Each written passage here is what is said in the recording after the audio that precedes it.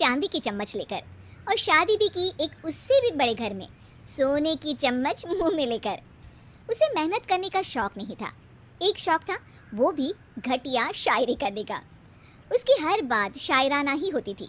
जैसे कि एक दिन, दूर से देखा तो चांद पे दाग था, दूर से देखा तो चांद पे दाग था, पास से देखा साबुन का छाग था।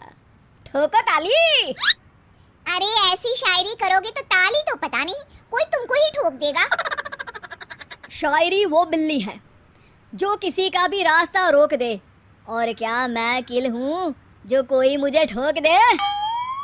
मुझे तो आपसे बात ही नहीं करनी। मैं निकला था गाड़ी लेके, लेकिन दौड़ के जा रहा हूँ। मेरी शायरी कोई नहीं सुनता, मैं घर छोड़ के जा रहा हूँ। धीरे बोलिए जी, मम्मी पापा को पता चल जाएगा तो तुमको सच में तुम्हारे मायके भेज देंगे। सस्ते साबुन से मेरी कॉलर चमकी नहीं, सच में चला जाऊंगा, मेरी बात कोई धमकी नहीं। अगर शायरी ही सुनानी है तो सुनाओ, लेकिन कोई काम धंधा भी तो करो। मेरे पिताजी के पास बहुत पैसा है तो घर जमाई बन के खा रहे हो, और कल जा रहे हो ना अपने मायके तो आज ही चले जाओ मेरी बला से। हमें तो अपनों ने लूटा, गैरों में कहाँ दम था हमें। अरे चुप हो जाओ, तुमको मिर्जा गालिब की कसम।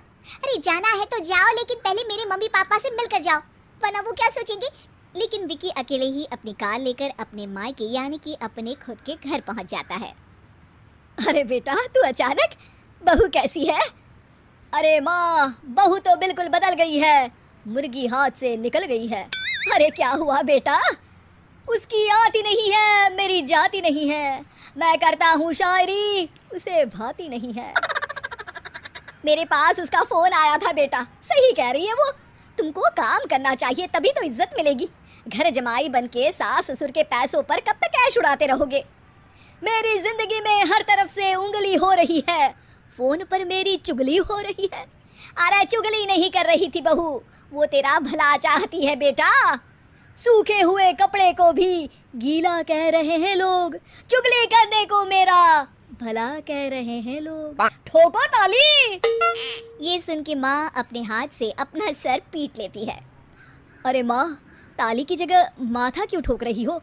बेटा तू ना आराम कर, तेरे पिताजी भी आने वाले हैं, खाना लगा देती हूँ। विकी अपने घर भी दिन भर टीवी देखता है, तरह तरह का खाना खाता है, दोपहर तक सोता है, चाय पीता है, वीडियो गेम खेलता है, बस काम करने नहीं जाता। घर में नौकर चाकर है तो बिस्तर से हिलने तक की जरूरत नहीं पड़ती। कई बार तो विकी अपने नौकरों को बिठाकर शायरी सुनाता रहता। कब जाओगे बेटा? अरे कैसी बात कर रहे हैं डैडी, क्या आप मेरे फादर नहीं? आप मुझे भगाना चाहते हैं क्या? ये मेरा घर नहीं। अरे नहीं बेटा, तुम्हारा ही घर है, हम तो चाहते थे कि तुम यहीं रहो और मेरा काम आगे बढ़ाओ, लेकिन तुम ही चले गए घर जमाई बनने। अरे मेहनत तो गधे भी करते हैं, मैं अच्छी किस्मत लेके पैदा हुआ हूँ, मैं घर जमाई हूँ, ससुराल का फूल गेंदा हुआ हूँ। ठोको ताली। पिताजी और माँ सच में ताली बजा देते हैं। ऐसा पहली बार होता है जब विकी की शायरी पर किसी ने ताली बजाई हो। अरे आप लोग सच में ताली बजा रहे हैं? हाँ हाँ बेटा, तुम्हारे ससुर का फ़ोन आया था, बोला जब तक घर जमाई जी कोई काम ना करने लगे हमारे यहाँ मत भेजना। अब तू तो काम करने से रहा और तुझे रहना भी है हमारे घर में ही, करेगा भी शायरी ही, और बार बार ठोको ताली बोलेगा तो आदत डाल ही लेते हैं ताली ठोकने की। विकी उसी वक्त खड़ा होता है और बहुत गुस्से में सीधे ससुराल के लिए निकल जाता है। फिर से आ गए? लेकिन सुमन को देखते ही विकी पिघल जाता है। अब सुमन, आई एम सॉरी, आज से ना मैं सिर्फ शायरी ही नहीं बल्कि काम भी करूँगा। तुम अपने ऑफिस में बात कर लेना, कोई भी मेहनत का काम कर लूँगा। मैं घर जमाई बन के रहूँगा, लेकिन काम करूँगा और इज्जत से रहूँगा। मतलब सिर्फ तुम नहीं आए हो, तुम्हारे साथ तुम्हें अकल भी आ गई है। मैं अपने कारखाने का मैनेजर बनाता हूँ तुमको, कल से मेरे साथ चलना वहाँ। थैंक यू ससुर जी। थैंक यू से काम नहीं चलेगा, एक शायरी सुनानी पड़ेगी। है जरूर।